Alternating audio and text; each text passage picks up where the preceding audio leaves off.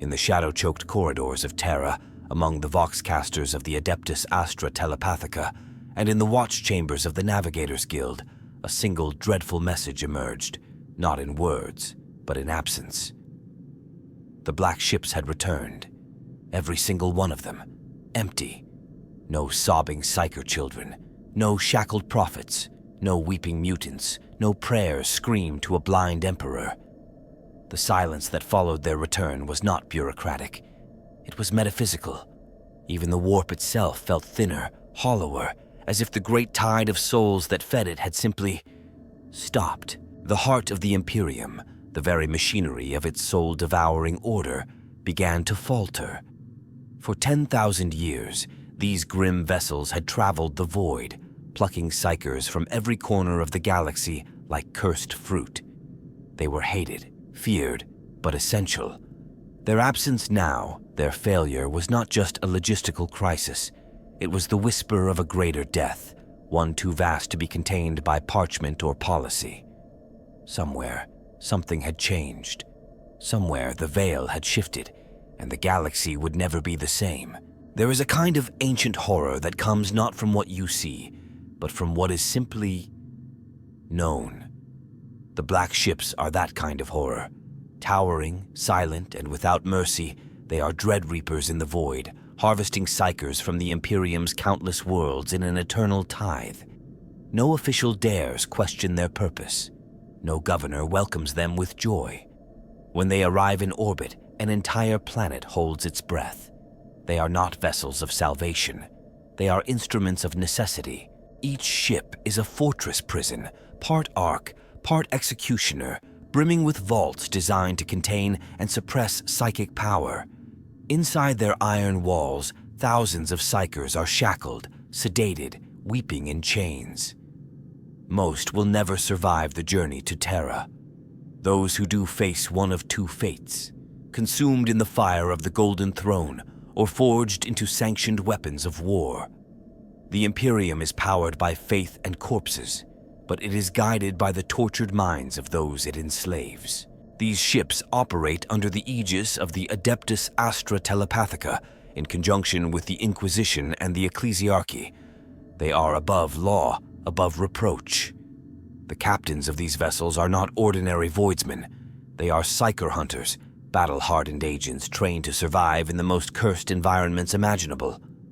Their crews include astropaths, nulls, Sisters of Silence, and black-armored escorts who do not speak unless commanded. Even the Mechanicus steps lightly around the black ships, treating them as sacred aberrations. But the horror of the black ships does not end with their function. It is in their legacy. For millennia, they have performed the same grim circuit, arriving on schedule, taking their quota, and vanishing once more into the starless dark. Some worlds even build temples to them, praying for leniency or swifter harvests, lest the psychic mutants in their population bring down demonic apocalypse. There is no negotiation. The tithe must be met, and yet, in all their years of dreadful duty, never had they returned empty. That is the crux of the unfolding terror. The machinery of the Imperium is like a clockwork cathedral, with each cog soaked in blood. Remove one, and the edifice groans. Remove the black ships and it starts to fall apart.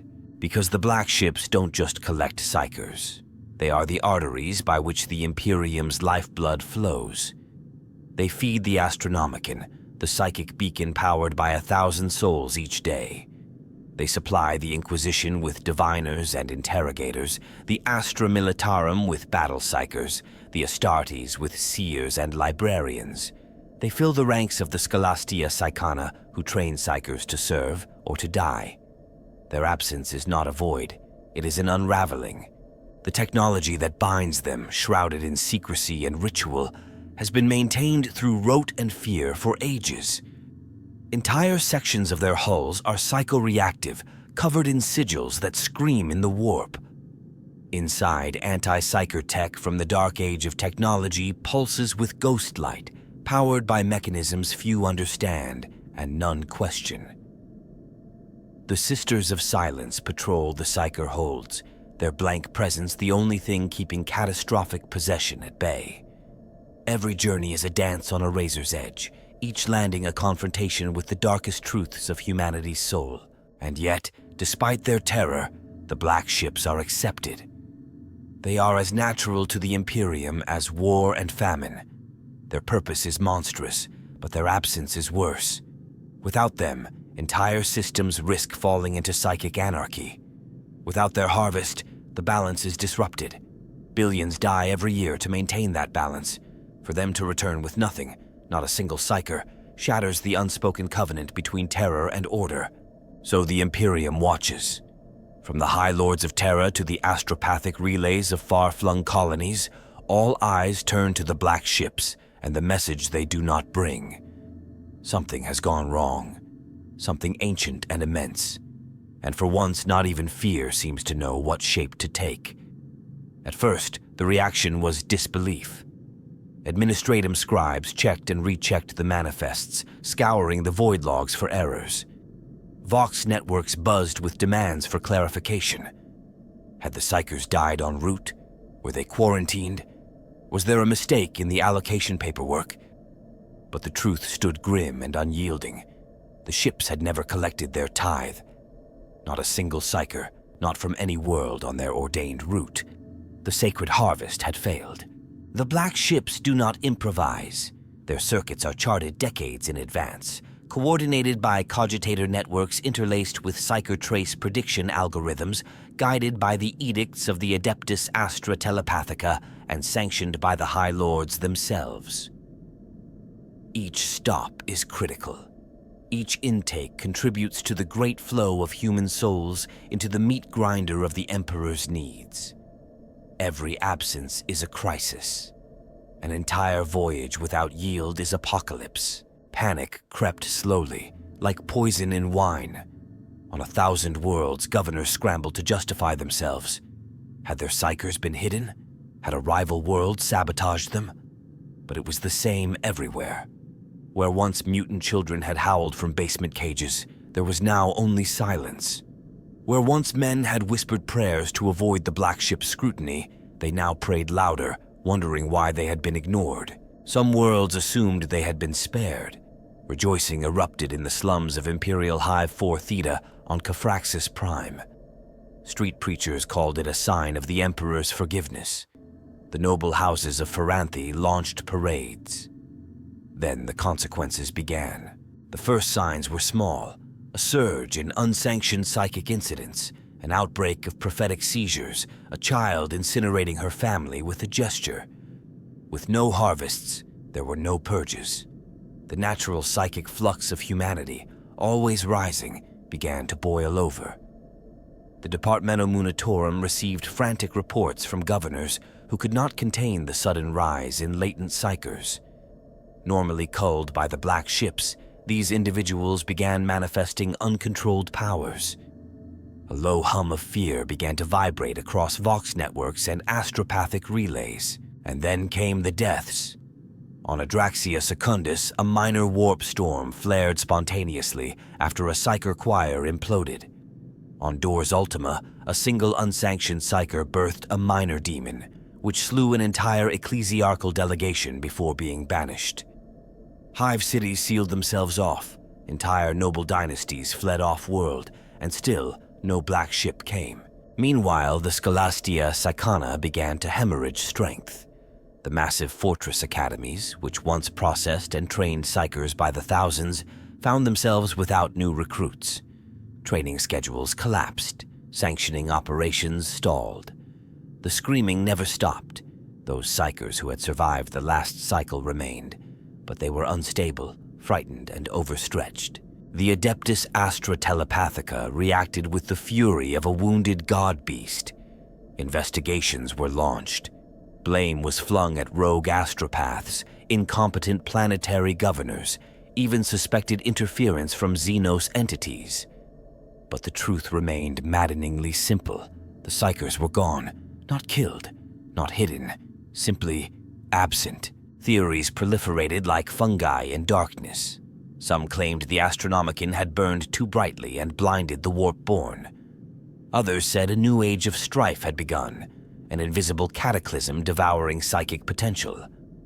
More fringe cults whispered that the Emperor had chosen to reclaim the Psyker gene from mankind, ending the cycle of sacrifice in favor of some divine rebirth.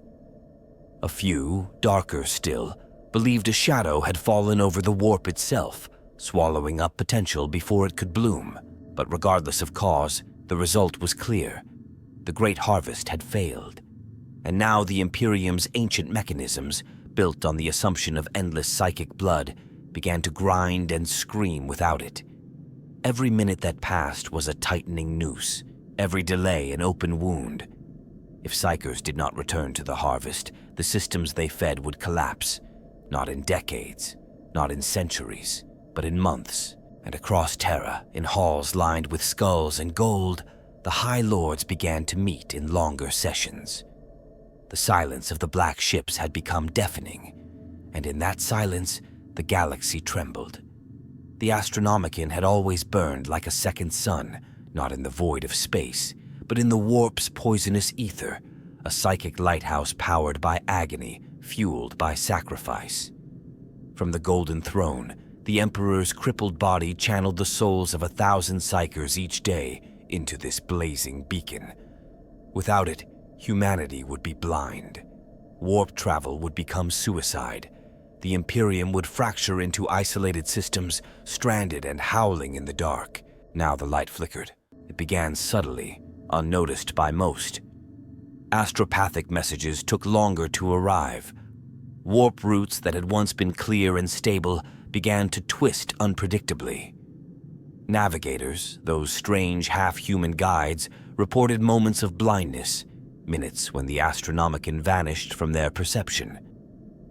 On the bridge of the battle barge Imperius Vitae, a veteran navigator named Yelena Drogue collapsed in terror as the beacon simply disappeared during translation, forcing the ship into a brutal emergency re-entry that crippled its Geller field and slaughtered half the crew. She survived, but her third eye never reopened. Word spread. The Astronomicon song was faltering. On Terra, the Adeptus Astronomica reacted with quiet dread. A weakening beacon was a doomsday scenario. But the cause was undeniable. Psykers were not being fed to the throne, and without those minds to devour, the Emperor's light dimmed. Sacrifice was not symbolic, it was literal. These were not offerings of devotion, but raw fuel, minds broken open and poured into a divine fire. Without them, the fire guttered. The mechanisms of the throne were not fully understood, not even by the tech priests of Mars. It was a relic of another age, a puzzle of psychic engineering, divine will, and forbidden technology. And it was a hungry thing. When Psykers arrived in abundance, it shone with killing brilliance. When they did not, it began to rot. The throne itself screamed, subsonic harmonic vibrations rattling the chamber's gold-banded walls. Some said it wept blood. Others said the Emperor stirred. The custodies stationed outside the throne room became more active. Their patrols doubled. They spoke more frequently into encrypted Vox channels. They began to bar certain ecclesiarchal officials from entering the sanctum, citing throne stability protocols. The master of the Adeptus Astra Telepathica issued a formal request for an emergency conclave, but no consensus emerged. Some argued that a radical increase in warp travel restrictions could delay collapse. Others proposed deploying psychic amplification arrays. One suggested using blank pariahs to stabilize the beacon, a theory silenced within hours. But none of these were solutions. They were splints for a severed artery, and across the Imperium, the consequences unfurled like wings of smoke. Warp storms grew fiercer. Portals flickered with unstable bleed. Astropathic choirs began to lose their minds in unison, their harmonic resonance disrupted by the stuttering light. Pilgrimage fleets vanished. Trade convoys emerged in wrong sectors, torn and mangled. One entire Forge world, Kelbor Men's Bastion, vanished into the maelstrom during a routine shipping run, lost in a navigational void never before recorded. To most citizens, the Astronomicon was legend. But for Voidfarers, it was life, and they knew. Every helmsman, every shipmaster, every navigator knew in their bones that something was wrong, that the light was dying. The Inquisition began to whisper of a new Noctis Aeterna, the second birth of the Age of Darkness. For if the light truly failed, the warp would become unchartable. Mankind's empire would become a scattered, shrieking patchwork, prey to demons and Xenos alike. The Great Rift had already shown what such blindness could do. This, some whispered, would be worse. But more than strategic collapse, more than shipping routes in war zones, there was a deeper dread. What did this say about the Emperor? Was he weakening? Was he withdrawing? Or had his appetite become too great even for the Empire to sustain? And in the halls of the Astronomicon, surrounded by statues carved from the bones of sacrificed psychers, a silence deeper than the void settled. Not fear, not anger, but an almost religious grief. For the great machine of light, the holiest beacon of mankind, had begun to flicker. And no one could say how long it would burn. There are sounds that only psychers hear, whispers that slide between thoughts, colors that pulse behind closed eyes, screams that have no source and no direction. It is the price of touching the warp, of allowing that chaotic sea of unreality to bleed into the self. But in the wake of the black ship's silent return, those whispers changed. They stopped being background noise and became something else, a silence that screamed. Across the galaxy, psychers began to fall into seizures, or worse, fall completely silent. In the astropathic temples of Bellis Covenant, an entire choir stopped transmitting mid-chant. Their song ended in a single shriek, then a static hush. On a Mechanicus research station in orbit around Vorgan's Eye, a captured Alpha-class psycher spontaneously combusted, not in fire, but in an implosion of thought, a collapse of potential so complete it left only dust. The warp echoed differently now. It pulsed like a wound. For psychers, this wasn't just frightening. It was existential. The warp was not merely their tool. It was part of their soul. To feel its rhythm change was to feel the pulse of a god falter. Some began to dream in symbols they could not understand. Dying suns, closing eyes, great wheels grinding to a halt. Others claimed to have visions of the Emperor looking away, his face shrouded in shadow. A few simply tore out their own eyes and screamed until they died. Even stable, sanctioned psychers, those trained and reinforced with psycho-indoctrination and protective neural implants, began to degrade. Personality bleed, memory leakage, increased possession events. The rare blank psychers, those devoid of warp presence entirely, began to report strange sensations, feeling the absence in the warp as an inverse pressure, a gravity pulling inwards. The very fabric of psychic existence was shifting. And then came the surge.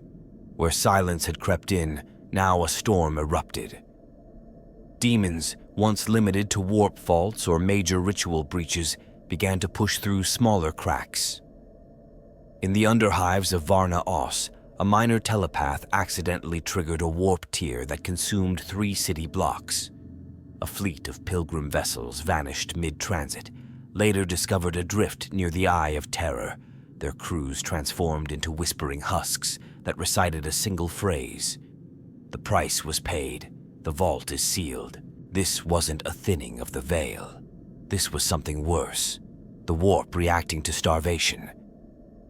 Psychers were the Imperium's psychic lungs, drawing in warp energy and exhaling it through controlled rites. Without new psychers, the circulation failed. The warp became stagnant, thick, volatile. Like a fire with too much fuel and not enough air, it surged erratically. Some believed a new entity was forming. Not a chaos god, but something stranger, a concept born from absence, a predator of the psychic.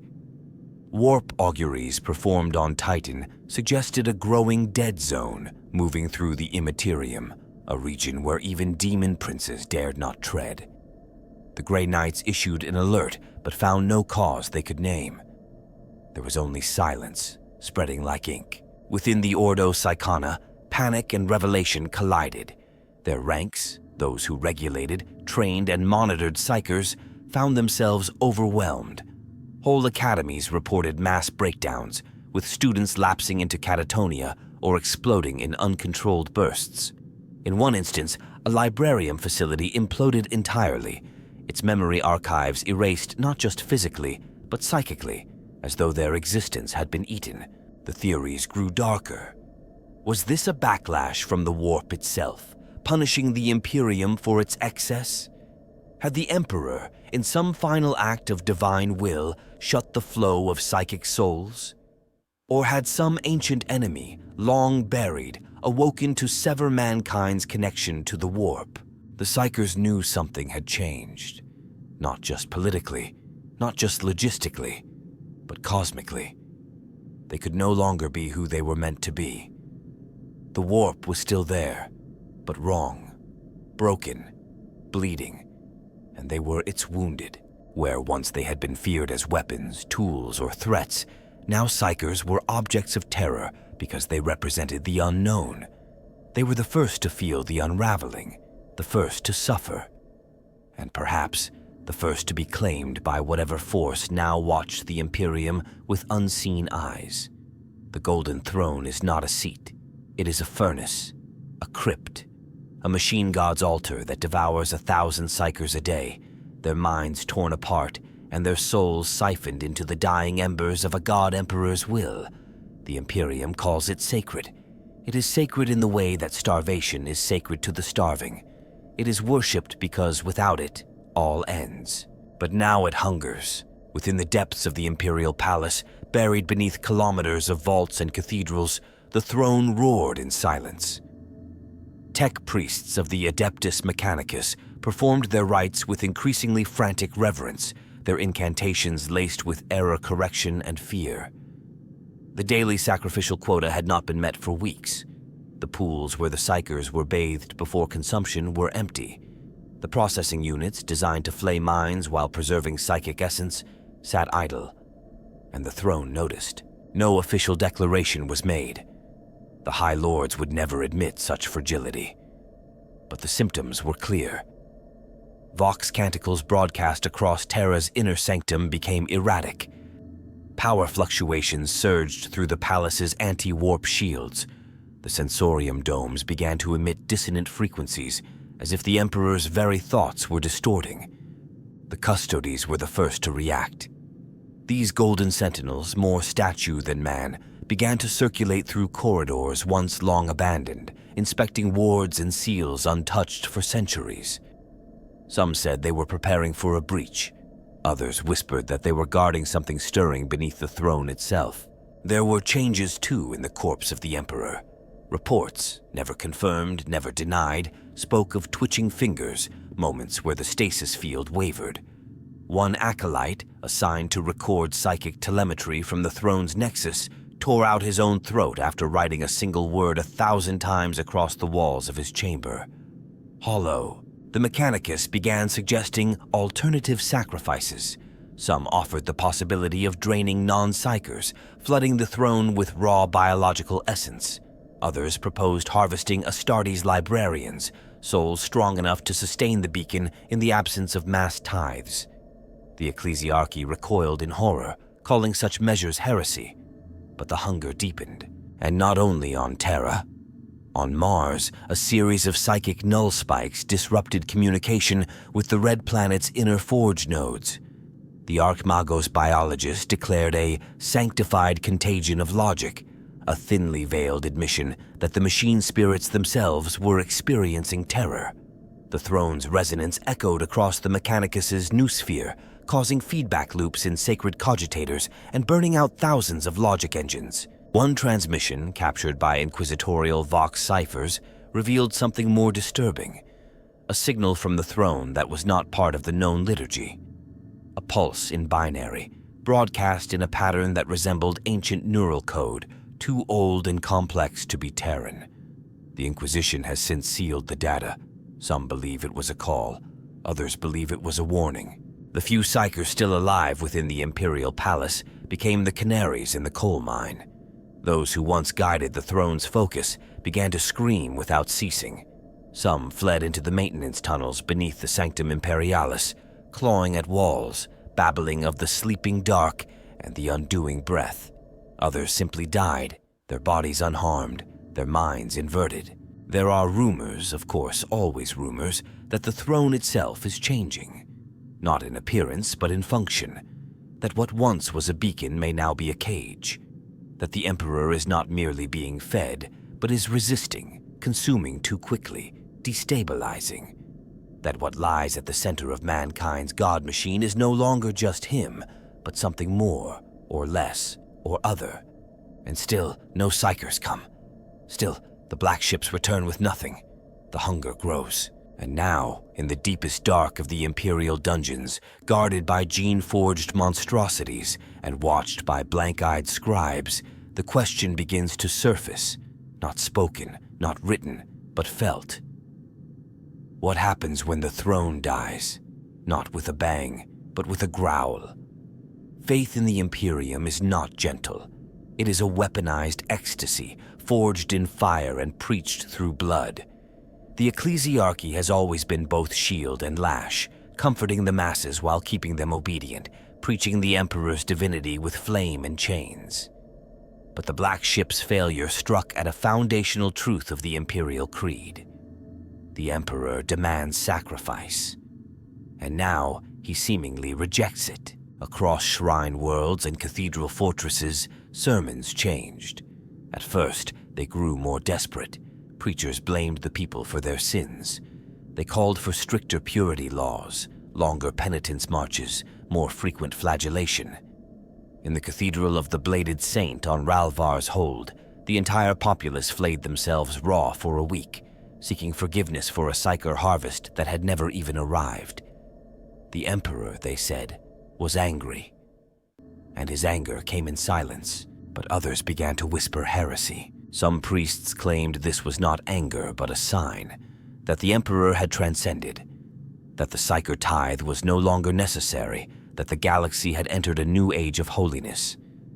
These radicals burned their Black Ship docks, tore down psyker pens, and renamed themselves the Heralds of Grace. The Ministorum declared them apostate within days, but the idea had already spread. In many sectors, the ecclesiarchy fractured. Moderate bishops tried to hold the line, claiming this was a divine test.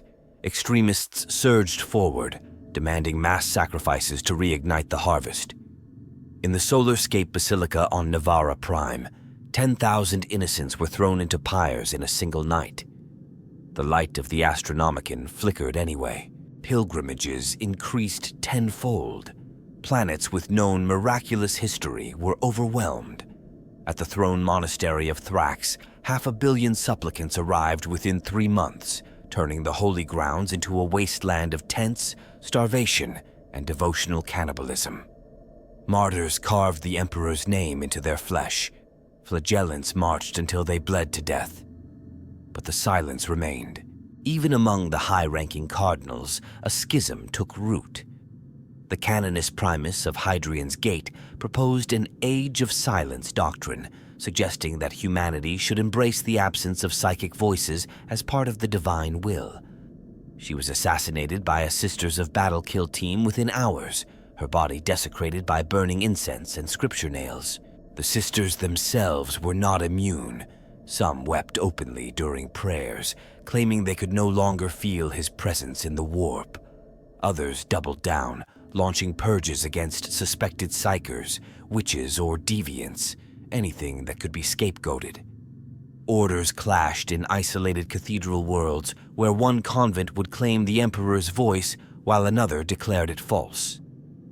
Chapels burned. Meanwhile, lesser cults rose. The cult of the empty hand, the ash choir, the weeping stars. Each claimed some knowledge of the new truth. Some preached that the Emperor had died but would return. Others believed he was transforming into something beyond understanding, something that needed not light, but shadow. A few even declared that mankind must cease being psychic, purging all traces of the warp gift to prove loyalty. The imperial cult had always been a unity enforced by fear and fire. Now, with the psychic tithe broken, it was splintering into thousands of interpretations, each bloodier than the last. And worse, some within the ecclesiarchy began to look to other sources for answers. Rumors emerged of rogue missionaries traveling into the Eye of Terror, seeking communion with the very forces they once condemned. A rare few returned, changed, silent, and bearing cryptic messages that shook entire dioceses into revolt. "The lie sleeps beneath the throne," they said. Or worse, "He hungers because he remembers." On Terra itself, the Grand Cathedral of the God Emperor was sealed for the first time in recorded history. Its inner vaults, normally open to billions of pilgrims each year, were closed by decree of the Synod Superior. No reason was given, but those who lived near the gates said the statues wept blood that day. Faith had always been the glue holding the Imperium's madness together. But now it festered. Without psychers to sacrifice, without the black ships to feed the great fire, the creed had no anchor. And in that spiritual void, every truth became a weapon, every sermon a battlefield. The Imperium bled not just from the stars, but from the heart of its soul. They had always been the unseen, the forgotten ones, the blanks, the pariahs. Where psychers were feared for their fire, these souls were feared for the absence of it. Born without a presence in the warp, they left others sickened, disoriented, or violently disturbed. They were the negation of empathy, of connection. And in the psychic economy of the Imperium, they were anomalies, dangerous, rare. But now they were increasing. Reports filtered in slowly. A penal world with a sudden surge in pariah births. A schola progenium noting entire classrooms of students who made astropaths weep or vomit in proximity. The Officio Assassinorum's Culexus Temple, keepers of pariah operatives, reported that their hibernating agents were waking up spontaneously, more aware, more alert. One even spoke. That should have been impossible. In the absence of psychers, the blanks began to matter. Where once they were tools for assassination or nullification, now they became strategic assets. In battle zones where demonic activity surged in response to psychic instability, blank operatives could walk through infernal fire untouched. On Magellan Drift, a single null led a squad of stormtroopers into a warp-breached manufactorum and returned alone, covered in ash, his mind intact. He said nothing, but he did not blink for days. The Sisters of Silence, long diminished in number and scattered across the stars, began to hear a call. Not psychic, but instinctive, a resonance in their blood. They abandoned their outposts and watch stations, traveling toward Terra in droves, or toward unknown destinations hinted at only in shattered data looms. Some moved alone, others in full processions. They said little, only that the silence has purpose now. Among the Inquisition, debates flared. Could the blanks replace psychers? Could the tide be turned by inverting the strategy of the past 10 millennia? Some within the Ordo Hereticus advocated for mass identification programs to locate blank genotypes. The Ordo Xenos, with their deeper understanding of pariah science, warned against it. One Lord Inquisitor famously declared, "To replace fire with cold is not salvation, it is unmaking." And still, the blank population grew, not dramatically, not in numbers that would impress the Departamento Munitorum, but in ways that could not be ignored. Nobles discovered they had pariah children and began locking them away, not from shame, but from fear. In the slums, blank infants were killed outright by mobs that claimed they had no soul. In more rational sectors, the Mechanicus quietly began studies, comparing their presence to warp fluctuations.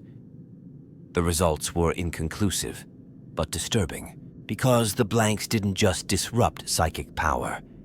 They disrupted memory, identity. In areas with high blank concentrations, dreams failed. Electronic devices glitched. Religious visions ended mid-sermon. Some claimed the Emperor's face faded from statues when a blank walked by. Others said they saw clearer, freer in their presence. A few went mad. It wasn't just a biological anomaly anymore. It was a metaphysical shift. Some theologians posited that humanity was shedding its soul, that the rise of blanks signified a new evolutionary direction, one not bound to the warp, a direction the Emperor may have once desired before he was chained to the throne. If the warp was poisoned, perhaps this was humanity's immune response, a generation born without the capacity to be devoured. The ecclesiarchy condemned such ideas, but they could not stop the whispers, nor could they stop the reality that blank operatives were beginning to replace psychers in field operations. One inquisitorial task force, long reliant on telepaths, now employed a cadre of Sisters of Silence instead. It was successful, too successful. The mission ended with no casualties, but all participants resigned afterward. Not out of trauma, but out of existential fatigue. There was nothing left, one wrote. Nothing inside, nothing around. The blanks are not heroes. They are voids made flesh. But in this new Imperium, an Imperium without a harvest, without a fire, they have become anchors, terrifying, unnatural, and perhaps the only thing left that the warp itself fears. As psychers fade, these soulless ones rise, and in the echoing silence of a galaxy without flame, it may be the unlit candle that defines the night. They called it Contingency Theta Mortrax, a protocol so ancient it had been forgotten by all but the deepest circles of the Ordo Hereticus. It had no command code, no authorized signatory. It activated itself, a chain of logic buried in the noospheric heart of the Inquisition. And when the black ships returned empty, it whispered back into life. The Inquisition does not panic, it incinerates. When faced with the inexplicable, it reacts not with confusion, but annihilation. The response to the psychic harvest collapse was immediate and brutal. Thousands of inquisitorial agents were deployed across the Segmentum Solar and beyond, tasked with rooting out the cause of the psyker vanishing. But beneath the surface of public reports, a darker story unfolded. First came the purges. On nearly 200 worlds, entire administratum precincts were annihilated under charges of data falsification. Any discrepancy in psyker census records, no matter how slight, was treated as heresy. In one extreme case, the population of the agri-world Helix 7 was bombed from orbit by exterminatus-level ordnance after their governor failed to produce records for a psyker tithe that never arrived. No psykers were found in the wreckage. Then came the deep scans. Black-armored inquisitorial tech assassins infiltrated Mechanicus archives, seeking forbidden knowledge. They raided Adeptus Astra telepathica relay stations, executed choir masters, disassembled astropathic conduits. In the inquisitorial fortress of Istalhame Deep, a psychic AI engine was reactivated, a monstrosity banned for 10 millennia, for the sole purpose of mapping the psychic genome's presence across the known Imperium. It found nothing new. It only confirmed the absence. The Inquisition turned inward. Some within the Ordo Hereticus suspected treachery among their own. A secret cabal of psychers, perhaps, or worse, a rogue Lord Inquisitor conducting heretical experiments with warp nullification. Old rivalries reignited. Kill teams clashed in silent catacombs. Memory wipes and identity purges became routine. Agents began wearing layered mind scramblers, unsure if their own thoughts were still truly their own. Theories flourished like tumors. One claimed the Tyranids had developed a method to devour psychic potential at the genetic level, deploying a viral strain that rendered new births void of warp presence. Another pointed to the Necrons, specifically the Silent King's awakening, suggesting that the Great Enemy had activated a galactic-scale pariah field. Others turned to the Eldar, accusing them of having sealed off the psychic flow in a desperate attempt to stave off Slaanesh's hunger. But none of these theories explained the most haunting detail. It was not that psychers were dying. It was that they were no longer born. The seed was gone. In desperation, the Ordo Hereticus convened a secret conclave aboard the Black Fortress Asperix Ultima. They summoned the most radical minds from the Ordos Xenos and Malleus. The meeting lasted 30 hours. When it ended, one Magos Biologist immolated himself in front of the conclave chamber. He left behind a single phrase scrawled into the deck plating with his own finger. "It is not absence, it is choice." The Inquisition doesn't believe in coincidence, so they push deeper. They opened vaults sealed since the heresy. On one dead moon near the Halo stars, they found an ancient AI-stabilized archive containing a reference to the Ninth Sigil, a lost psychic protocol believed to have been erased during the schism of Mars. It detailed a theoretical method of psychic suppression not through extermination, but through abstraction. The psyche would still exist, but could not be found. It would fold into the warp and vanish, untraceable, unreadable. Was this what had happened? The Inquisition has no answer, but their actions betray their fear. They have begun to hoard blanks. Calexis operatives are now stationed on ships, in fortresses, even aboard the black ships themselves.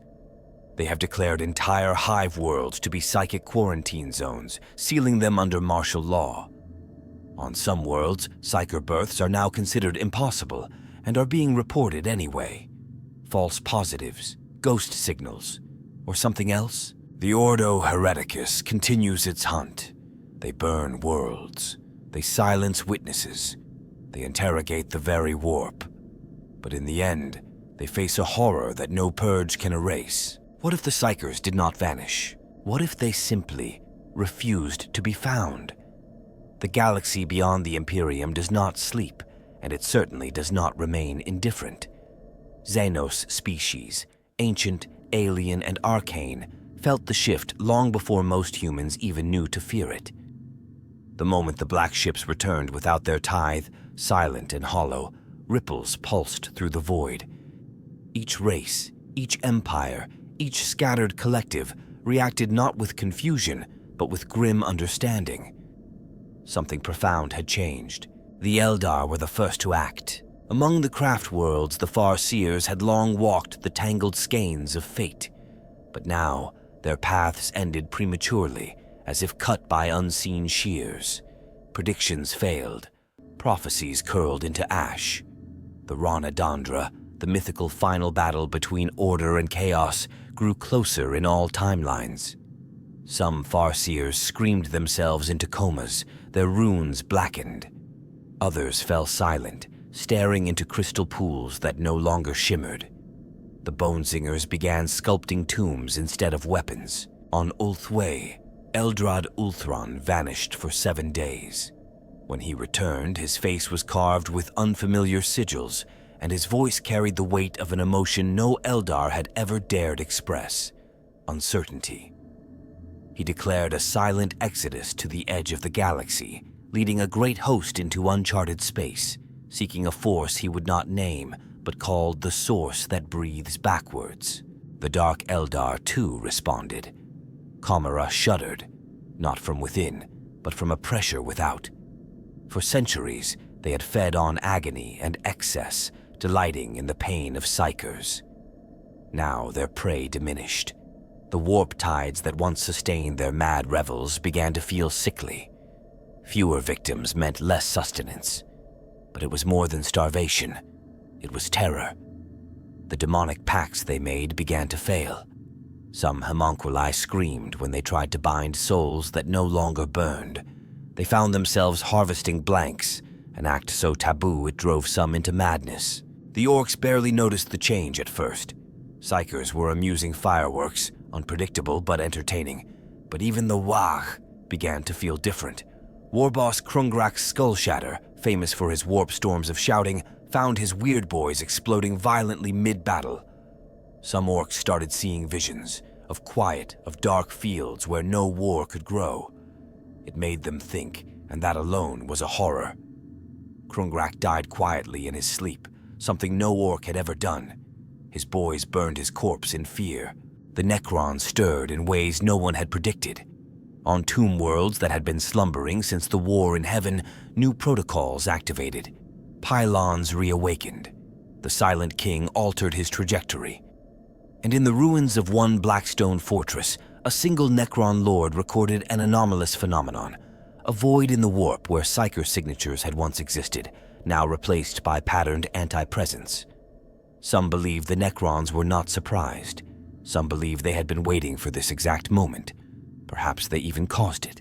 The Tyranids, those great devourers from beyond the stars, reacted with an eerie shift. Their fleets, once drawn to psychic signals like sharks to blood, began avoiding systems where psyker presence had collapsed. Their paths twisted, uncertain. In some sectors, they grew restless, unpredictable, changing forms rapidly. Bioships began producing organ symphonies that mimicked blankness. The hive mind was adapting, as if preparing for a galaxy without minds to devour. And then there was chaos. The ruinous powers did not respond with a single voice, for they never do. But there was madness in the warp, new madness. Khorne raged, for the psychic slaughter he so craved grew thin. Tzench twisted in confusion, his schemes unraveling where they once thrived. Slaanesh shrieked in hunger, starved of the psychic ecstasy only human souls could provide. Only Nurgle smiled, for rot thrives in stillness. The demons acted strangely. Possessions failed, summonings backfired, warp rifts closed without warning. One greater demon of Tzeentch was trapped mid-manifestation, its essence calcified and shattered by something it could not name. In the screaming vortex, an entire demon world blinked out of existence, as if the warp itself had recoiled. The galaxy had grown used to humanity as a psychic torch, bright, painful, constant. Now that light was flickering, or worse, gone.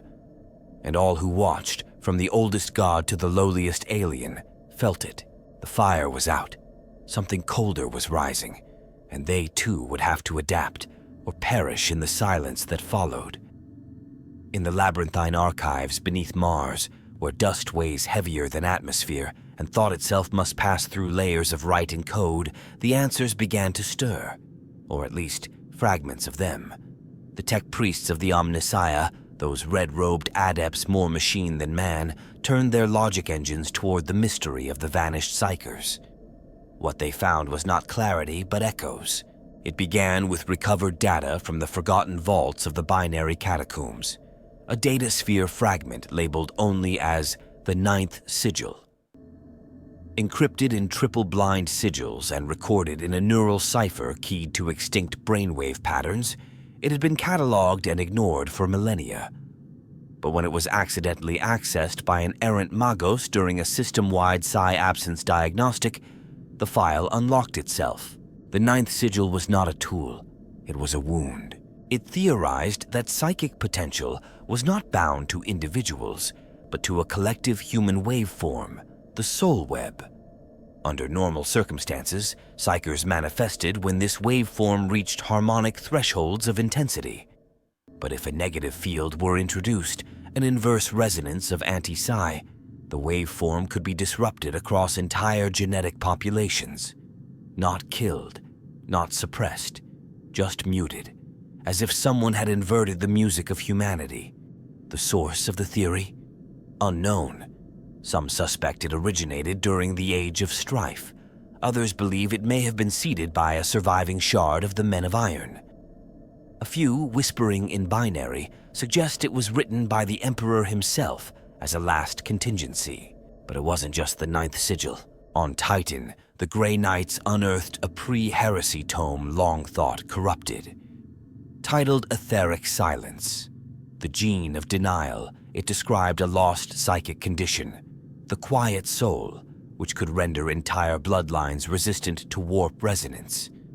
It had been considered theoretical until now. Suddenly the gene was appearing, everywhere. Simultaneously, on the distant Black Library, an Eldar outcast scribe known only as Heshril inscribed a new glyph into the webway, an unnameable symbol representing a race refusing to be known by the warp. The Harlequins took note. The glyph spread, Across the Imperium, reports surfaced of psyker children spontaneously nullifying themselves, becoming blanks within hours. Astropaths struggled to identify their signatures. Bioaugurs showed full psychic potential, but no warp output. It was as if something inside them simply chose not to connect. And then there were the Vault Dreams. Across several Forge worlds and Libraria, senior adepts and sanctioned scholars began reporting the same dream. A vast black structure beneath the Golden Throne. Not machinery, not architecture, a shape. It had no mass but infinite density. It pulsed with sorrow. It whispered a name no one could remember upon waking.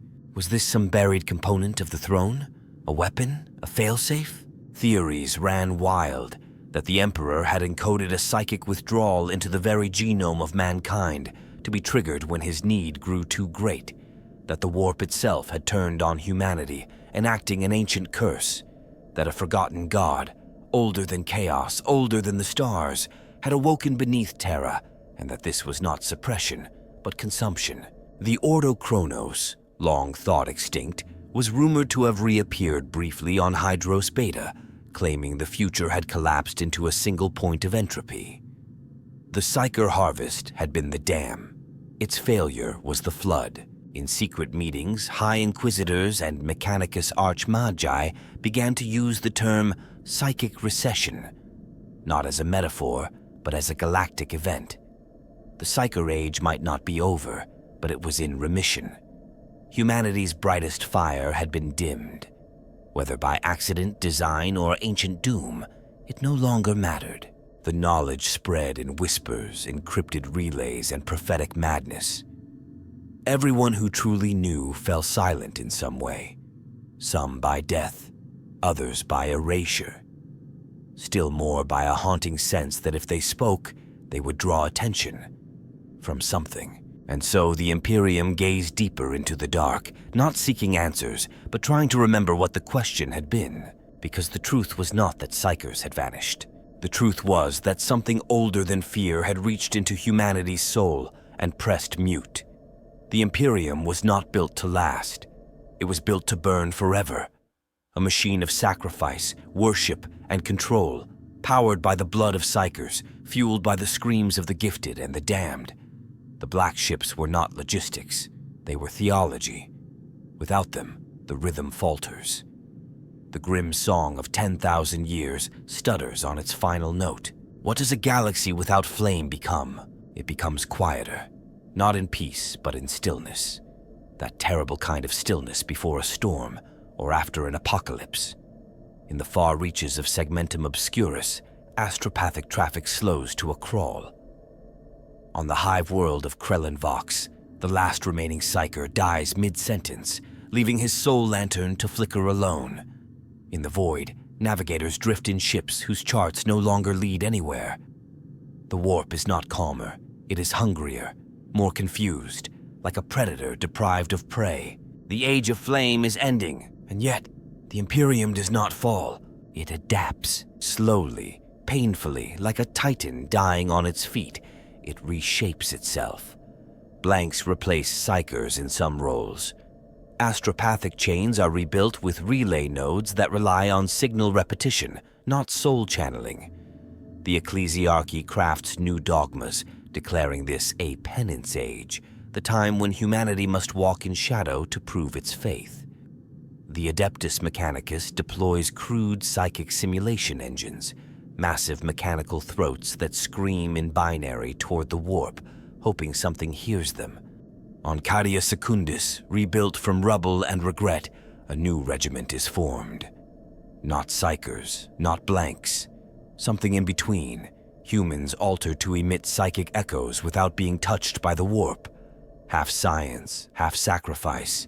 They don't last long, but they work, for now. And then there are the rumors that the Emperor spoke, not through words, not through the Astronomicon, but through a dream that passed from child to child, world to world, always the same. A man of fire walking through a garden of ash, planting black seeds. When asked what the seeds will grow into, he says, "We will not need the light. We will become the night." Some say it is blasphemy, others say it is salvation. The Imperium endures not through truth, but through purpose. It doesn't need to know why the Psychers vanished. It only needs to believe that it can survive their absence. And so, it does. With Bolter and faith, with madness and memory, with the brutal resilience of a dying god dragging his people forward by the throat. But something has changed. The stars are not what they were. The warp does not feel like it used to. The galaxy feels smaller, colder, like a candle in a jar running out of air. The black ships still sail. Empty, yes, but they sail. To remind the stars of what was, to threaten them with what could return. And maybe one day they will not return empty. Maybe one day the harvest will begin again. Maybe that day will be worse. If you've made it this far, brother, you already understand. The Imperium lives not because it should, but because it must. If you want more stories that burn like this one, subscribe. The Emperor protects, and sometimes he remembers.